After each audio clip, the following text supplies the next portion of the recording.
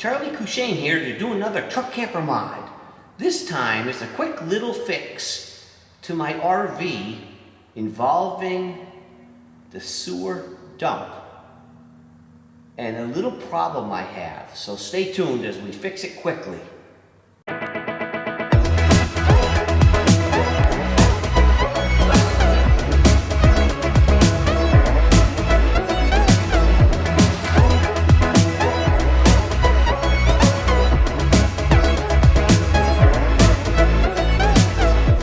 Okay, the problem I have is my black and gray are combined when they come out this hose.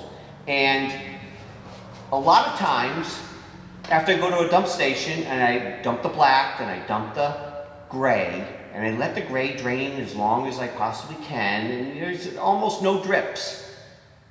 And then I put this cap on. And every once in a while, when I go to do it again in a week or whatever, and after I've driven, I take this cap off and a bunch of liquid comes out. And I thought, well, maybe I have a leaky valve, but I don't think that's it. I think what happens is, before it comes down here, it goes across the whole middle of my camper. So it goes about 4 or 5 feet inside and then comes out here. And I think if I'm not level, when I'm at a dump site, I could be up a little and maybe there's still some water in that pipe, and luckily it's the gray, so it's not that bad. And then when I do level out or tilt the other way and I take this cap off, I get it on me or it splashes on the ground, or what, it's just not a good situation.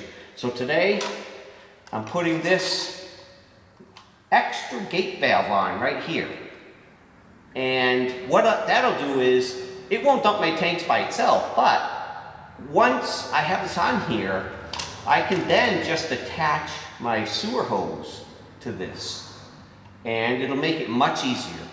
Okay, before I start this project, I gotta take this cap off, and it's hit or miss whether anything will come out. Not bad, it's dry, so that's a good sign. So, now what we're gonna do is put on this Valterra twist-on waste valve. And what it's going to do is add a second valve here.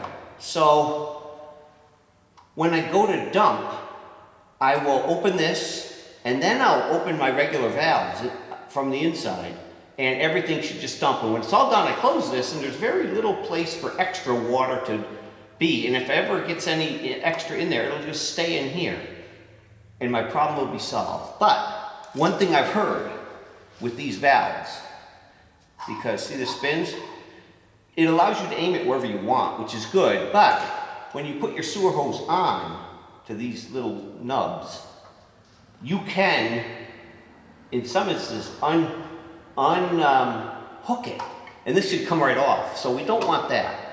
So I've heard somewhere, if you take a hose clamp, and this is a 4-inch one,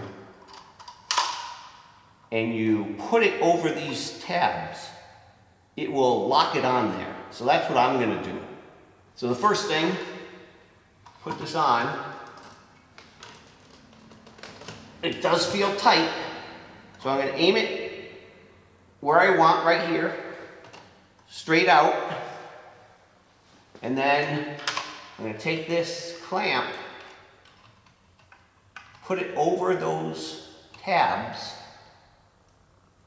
and just hand tighten this. That's why I got a hand tighten one, so I could sort of feel how tight I was making it, because I don't want it too tight.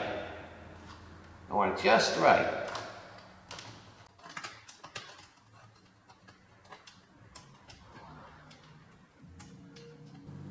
There we go.